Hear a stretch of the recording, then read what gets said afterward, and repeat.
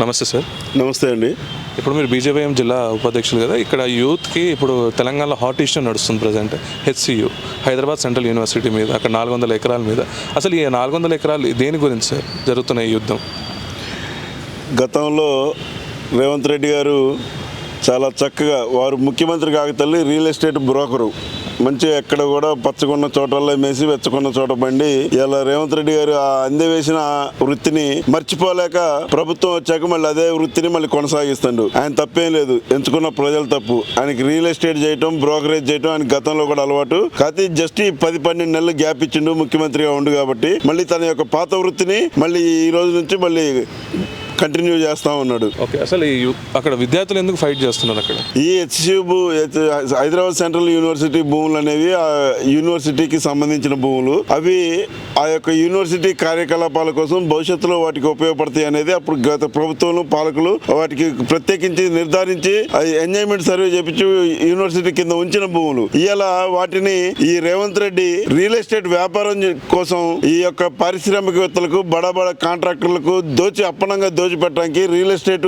వ్యాపారం చేసుకోవడానికి ఇవాళ రేవంత్ రెడ్డి పన్నిన కుట్రలో ఈ యొక్క 450 ఎకరాలు కూడా అన్యాక్రాంతం అయ్యే పరిస్థితి నెలకొంది. యాక్చువల్లీ అక్కడ 400 ఎకరాలు ఉత్త భూమిగానే చూడొద్దు. అక్కడ ఎన్నో జీవాలు, నెమళ్ళు, జింకలు, ఇంకా ఎన్నో మరి వన్యప్రాణులు ఆడ సంరక్షణగా వాటి ఆహారం కోసం స్వేచ్ఛగా తిరుగుతూ ఉన్నాయి. ఆ భూముల్లో 2-3 చెరువులు కూడా ఉన్నాయి. ఇవాళ హైదరాబాద్ కి ఊపిరితిత్తులాగా పనిచేస్తున్నటువంటి ఆ భూముల్ని ఇవాళ దుర్మార్గంగా, అక్రమంగా ఈ యొక్క ప్రభుత్వంలో కూర్చున్నటువంటి గుంటనక్కలు, తోడేళ్లు, ఈ యొక్క రాక్షసి రాబందులు ఇలా ఆ యొక్క 400 ఎకరాలని మాయం చేసే కుట్రలో భాగంగా అన్యాక్రాంతం అవుతుందని తెలియజేస్తా ఉన్నాను. ఇప్పుడు సినిమా యాక్టర్స్ మొన్న బాలీవుడ్ లో ఈ డీర్ ని చంపేస్తే, ఈ జింకని చంపేస్తే పెద్ద కేసు అయింది, పెద్ద నేషనల్ ఇష్యూ అయింది.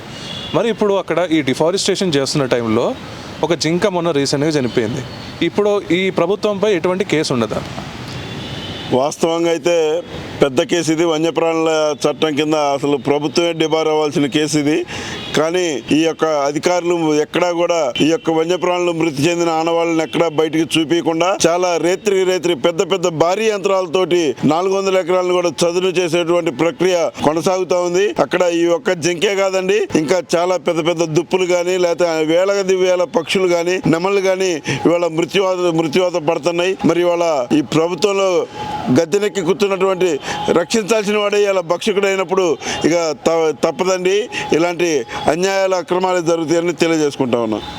ప్రాజెక్ట్స్ పెడుతున్నాం, యూత్కి ఎంప్లాయ్మెంట్ వస్తుంది, ఇది డెవలప్మెంట్ అడ్డుకుంటుంది ప్రతిపక్షాలని చెప్తున్నారు. ఇది నిజమా? మీరు ఇవ్వదలుచుకుంటే భూములు ఈ గచ్చిబౌలి భూములే కాదండి, ఇంత పచ్చటి భూములు కాదు, హైదరాబాద్ సెంట్రల్ యూనివర్సిటీ చెరువులతో నిండిన భూములు కాదు. ఇవ్వదలుచుకుంటే బొచ్చడి భూమి బయట ఉంది, ల్యాండ్ అక్విడేషన్ చేసుకోండి. బీడు భూములు ఉన్నాయి, పంటకి అన్యోన్యతగా యోగ్యత కానీ భూములు ఉన్నాయి. ఇంకా మీకు కావాలంటే అక్కడ ల్యాండ్ వాళ్ళని, ప్రైవేట్ కాంట్రాక్టర్ని, ప్రైవేట్ సంస్థల్ని ఇంకా అక్కడ పెట్టుకొని ఉపాధి కల్పించమనండి తప్ప ఇలాంటి హైదరాబాద్ యూనివర్సిటీకి చెందిన భూముల్లో మేము దారతత్వం చేస్తాం, మరి బడా పారిశ్రామికవేత్తలకి, బడా కాంట్రాక్టర్లకి దోచిపెడతామంటే మాత్రం ఎట్టి పరిస్థితుల్లో సహించేది లేదు.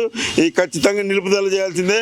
సుప్రీంకోర్టులో కూడా మొన్న మ్యాండేట్ ఇచ్చింది, మీరు యొక్క చదును చేస్తున్న భారీ యంత్రాలను వెనక్కి పంపించండి, ఈ చదును చేసే ప్రక్రియ నాపండి. సుప్రీంకోర్టు క్లియర్ గైడ్ లైన్స్ ఉన్నప్పటికీ మీరు ఇంకా ఈ విధానంలో రేత్రి మరి లారీలు కలపని మరి చెట్లని మీరు తొలగిస్తున్నారు. మీ యొక్క కాంగ్రెస్ గవర్నమెంట్ కుప్పకూలే రోజు ఇంకెన్నో రోజులు లేదు. మరి ఈ యొక్క వన్యప్రాణుల శాపం మీకు తప్పకుండా తగిలింది రేవంత్ రెడ్డి. నీ ప్రభుత్వ అతి త్వరలోనే కుప్పకూలిపోతుంది.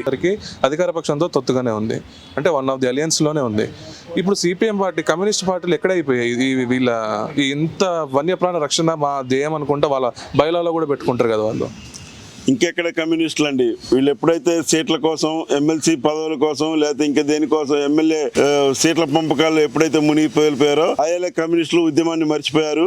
ఇవాళ వేలాది ఎకరాలు అన్యాక్రాంతం అవుతున్నా కానీ ఒక సిపిఎం కమ్యూనిస్ట్ నాయకుడు కానీ, సిపిఐ నాయకుడు కానీ మరి మాకు ఒక ఎంపీ సీట్ వచ్చిందా, మాకు రాబోయే సర్పంచ్లు ఎన్ని పంచుకోవాలి, ఎంపీటీసీ జెడ్పీటీసీలో మేము ఎన్ని సీట్లు పంచుకోవాలన్న ఆలోచనలో ఉన్నారు తప్ప ఇవాళ ఈ భూముల్ని కాపాడుకోవాలన్న ఆలోచనలో ఏ ఒక్క కమ్యూనిస్టు కూడా లేడని మీకు తెలియజేస్తా ఉన్నాను. ఓకే, మొత్తానికి గవర్నమెంట్ ఏం డిమాండ్ చేస్తున్నారు?